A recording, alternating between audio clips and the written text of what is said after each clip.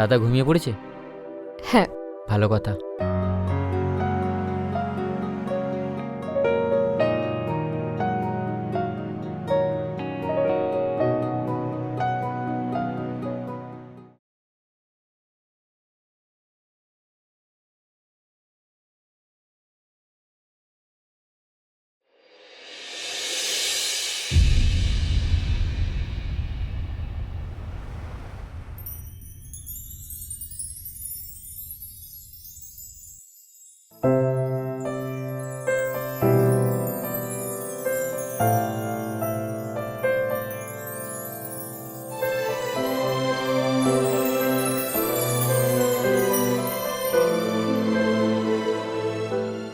সন্দীপ, হ্যাঁ বৌদি।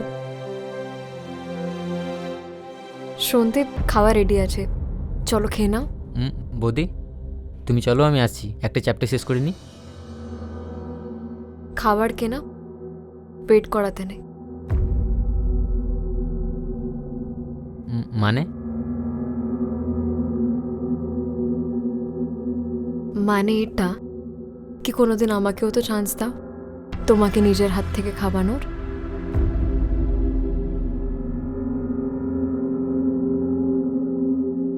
বৌদি চলো খাবার খেতে যাই। আরে দাঁড়াও দাঁড়াও, সে আমি এটা বলছিলাম কি।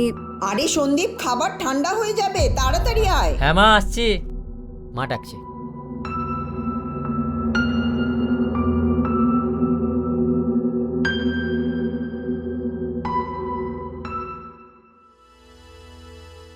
নারী, নারীর নিজের ইজ্জত, নিজের সম্মান আর অধিকার পাওয়া খুবই প্রয়োজন।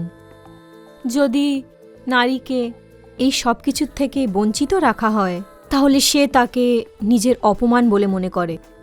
হ্যালো বন্ধুরা, আমি হলাম আপনাদের আর শুধুই আপনাদের প্রিয়া গামরে। আপনাদেরকে স্বাগত জানাচ্ছি গুপ্ত গুনাহের এই নতুন এপিসোডে।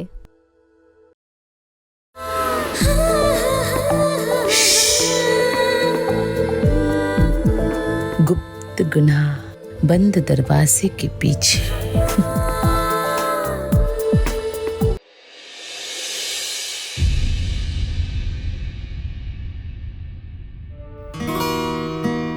আরে বৌমা, একটু ডাল নিয়ে এসো।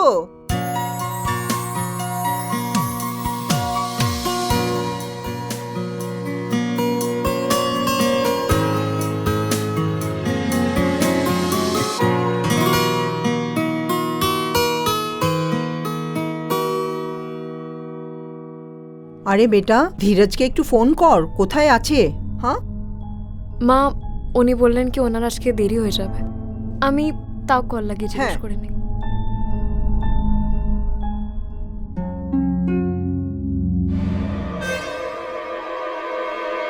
কোনো দরকার নেই আমাকে ফোন করার।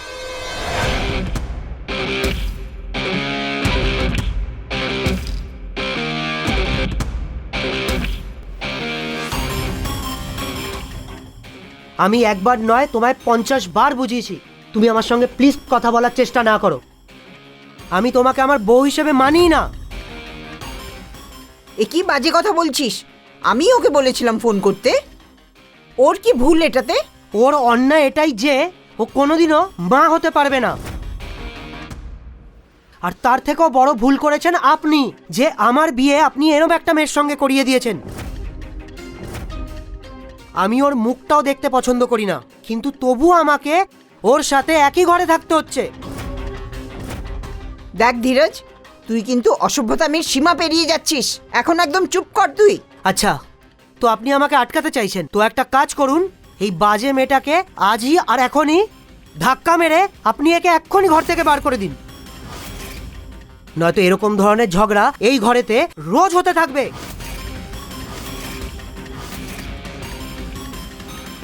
আরে কি হয়েছে ওর? বৌদি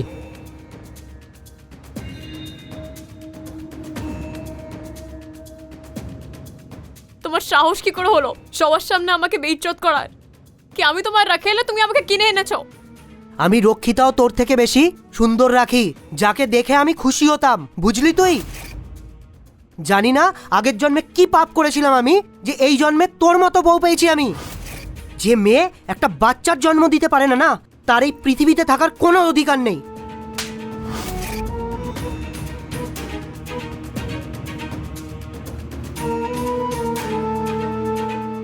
তোর এত বড় ক্ষমতা, তুই আমাকে থাপ্পড় মারলি, আমাকে? তোর তো তুই এইভাবে মানবি না, তোকে শিক্ষা দিতেই হবে। না, আমার ওপরে হাত তুলবি? চল দেখাচ্ছি। আমার ওপর হাত তুলবি? তোর এত বড় সাহস কি করে হলো আমার ওপর হাত তুলবি? আজকে তোকে আমি ছাড়বো না। তুই আমার ওপরে হাত তুলবি? আজকে তোকে আমি ছাড়বো না। আরে দাদা দাদা ছাড়ো, দাদা ছাড়ো, কি করছো তুমি? ওর হিম্মত কি করে হলো আমার ওপরে হাত তোলার? হ্যাঁ, মা এতক্ষণ ধরে আমার বেইজ্জত করছে। আমি এটাকে থাপ্পড় মারতাম না, তার কি করতাম? তুই আবার বকবক করছিস? দেখাবো তোকে। হ্যাঁ, দাদা দাদা দাদা শান্ত হয়ে যা। থাম, খবরদার, তুই যদি ওর উপরে হাত উঠিয়েছিস তোকে ঘর থেকে বের করে দেবো, বুঝেছিস? চলে আয় বেটি, চলে আয়।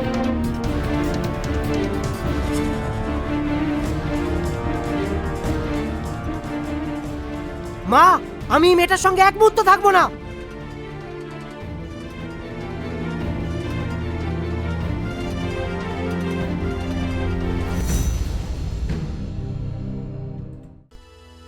আজকে আমাদের গল্প হচ্ছে স্বপ্না আর ও দেওর সন্দীপের। স্বপ্নার স্বামী ধীরজ নিজের বিয়েতে খুশি ছিল না, কারণ ও মনে করত স্বপ্না বন্ধা ছিল, আর এই জন্যেই ধীরজ স্বপ্নাকে সেই খুশির মুহূর্ত দিতে পারেনি যেটা একজন স্ত্রী তার স্বামীর থেকে চায়। আর সেই জন্যেই স্বপ্না খুশির মুহূর্তগুলোকে নিজের দেওর সন্দীপের সাথে কাটাতে চাইতো। তাহলে আসুন দেখা যাক স্বপ্না নিজের দেওরকে কিভাবে রাজি করায়।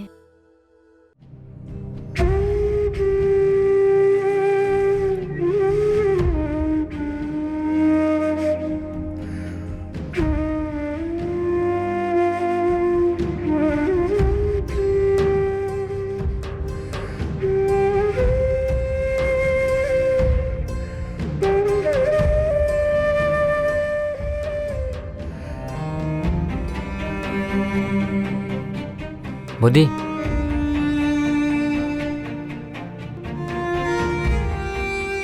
ব্রেকফাস্ট পাবো?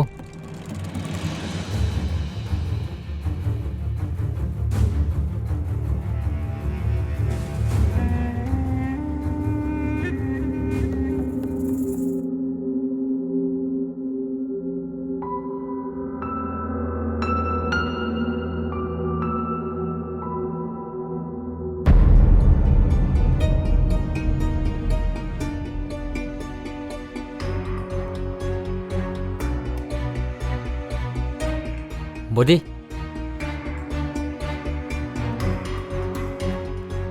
এখন তুমি ঠিক আছো না?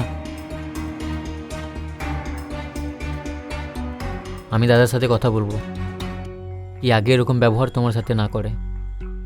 কাল যা কিছু হয়েছে আমার খুব আফসোস হচ্ছে, আমার নিজের অনেক খারাপ লেগেছে। যেদিন তোর দাদা একটা মহিলার ইজ্জত করা শিখে যাবে না, ওই দিন থেকে না এই বাড়িতে কালে সব বন্ধ হয়ে যাবে।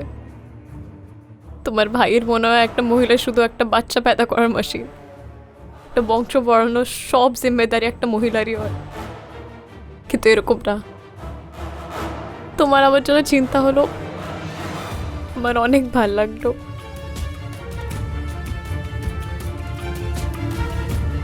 Thank you. বৌদি, তুমি একদম চিন্তা করো না, আমি সবসময় তোমার সঙ্গে আছি।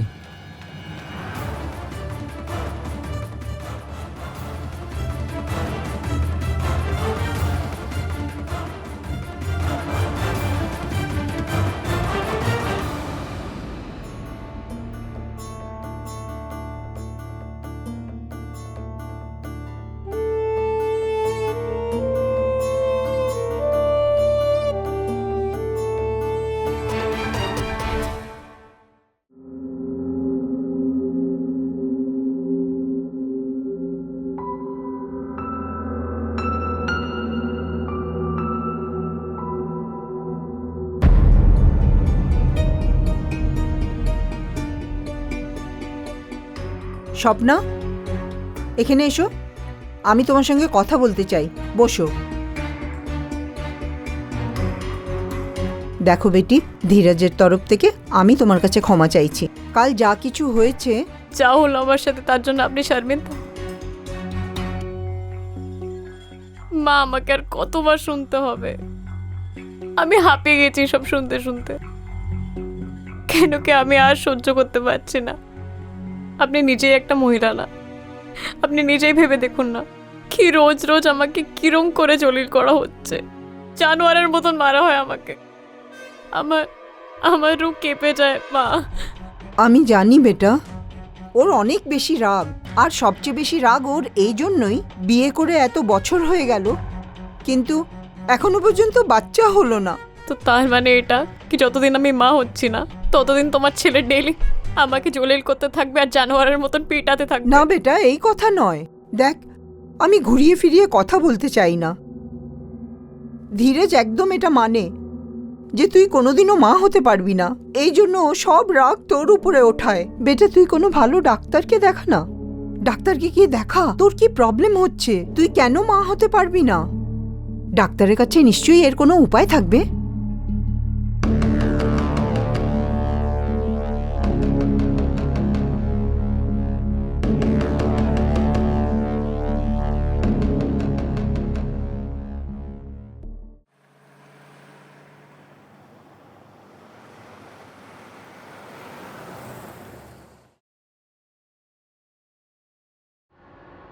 মা, হে ভগবান, এটা কি হলো? ব্যথা পেলি কি করে? হ্যাঁ? মা ওই বন্ধুকে বাইক চালানো শেখাচ্ছিলাম, ডিসব্যালেন্স হয়ে গেছে, পড়ে গেছিলাম। আরে কি বাচ্চাদের মতন কাজ করিস, এসব করার কোনো দরকার ছিল? বৌমা, বৌমা, বাইরে এসো, বেশি কষ্ট পাচ্ছিস না এমা, তো? এমা, এটা কি হলো? ও বাইক থেকে পড়ে গেছে রে। তুই একটা কাজ কর, ওকে ওর ঘরে নিয়ে যা, আমি জুস বানিয়ে আনছি, সামলিয়ে নিয়ে যা। হ্যাঁ বেটা, ব্যাগটা দাও আমাকে।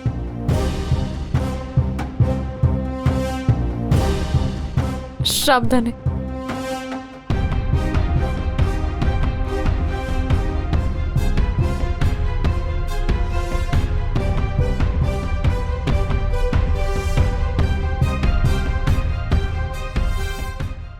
সাবধানে।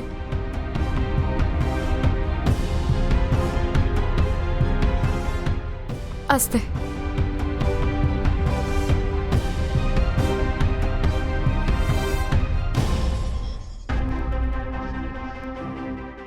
হাত দেখো। তোমাকে কতবার বলেছি কি গাড়ি আরামসে চালাও, লেগে গেল তো। এবার তুমি আরাম করো, আমি তোমার জন্য জুস নিয়ে আসছি। আর তুমি এখান থেকে একদম উঠবে না।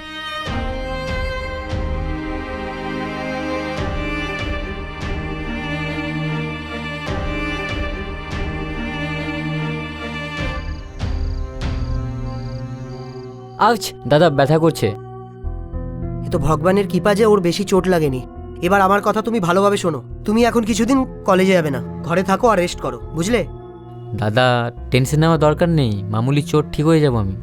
সন্দীপ, আমি বাচ্চা নয়, আমি সব বুঝতে পারি।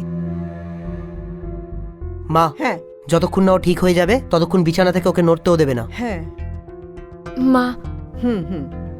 আচ্ছা বেটা, ঠিক আছে, তুই গিয়ে খাবার খেয়ে নে, ঠান্ডা হয়ে যাবে। হ্যাঁ মা। হ্যাঁ মা, হ্যাঁ? আর একটা কথা ছিল।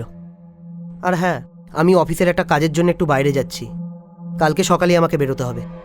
আমি আপনার ব্যাগ প্যাক করে দেবো। তুই বেশি কথা বলিস না।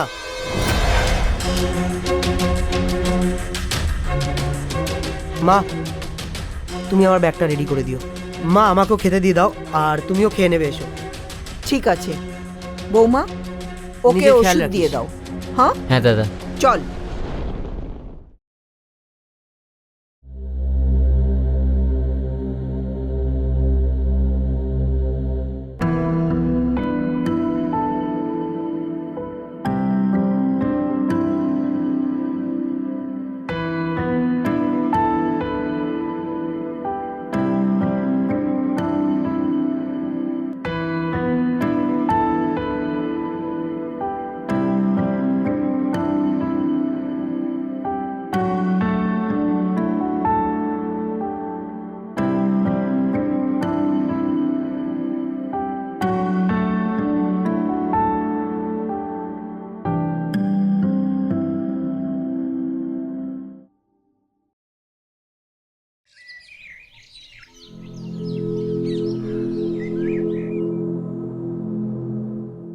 মা, আসছি বেটা, আসছি।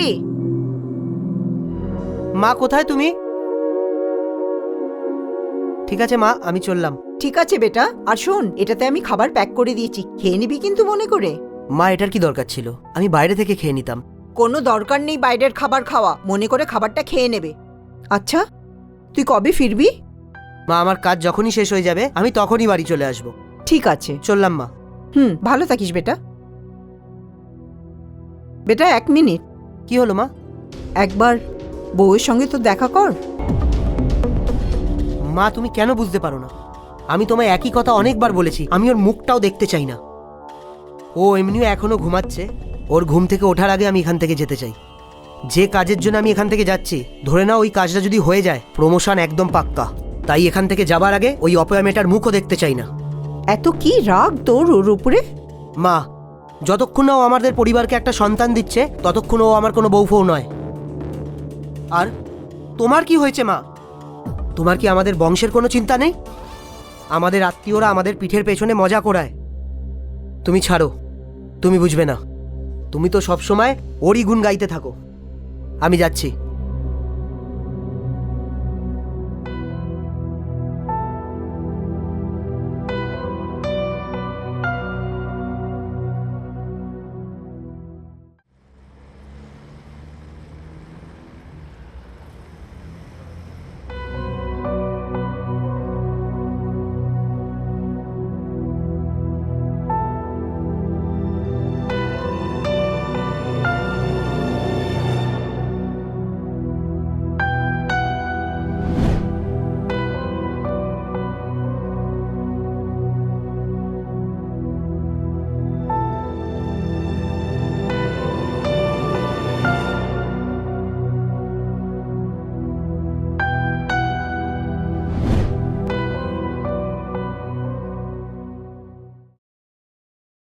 মা,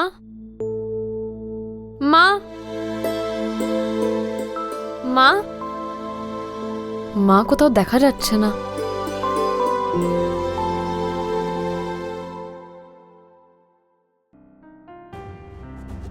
সন্দীপ, তুমি কোথাও মাকে দেখেছো কি? মা কিছুক্ষণ আগে মার্কেটে বেরিয়েছে। মার্কেট এত সকালে? এমনি তুমি ঠিক আছো তো? হ্যাঁ, আগের থেকে অনেক ভালো। ঠিক আছে, তুমি বসো, আমি তোমার জন্য চা নিয়ে আসছি।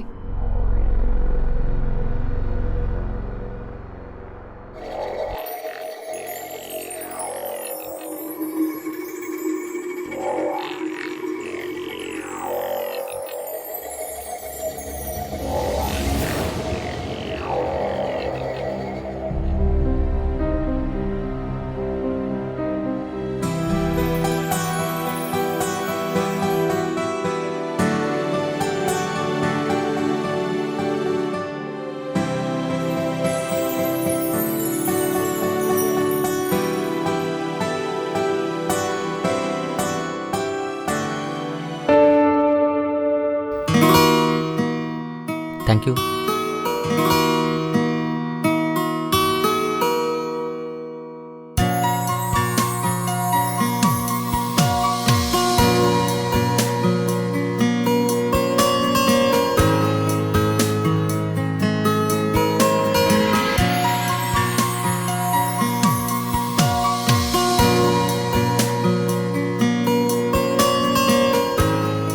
যদি তুমি আমার বর হতে না, তাহলে আমার কোনোদিন একা মনে হতো না।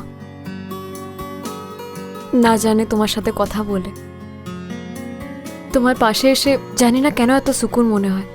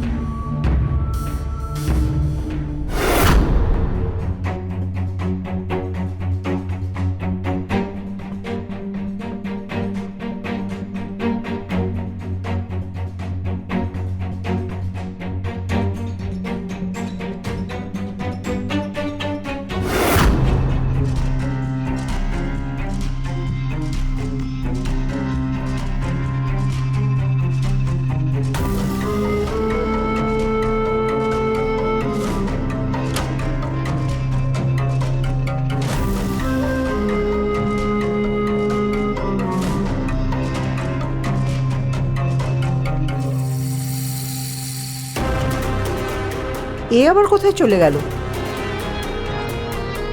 মনে হচ্ছে এখনো ঘুমোচ্ছে।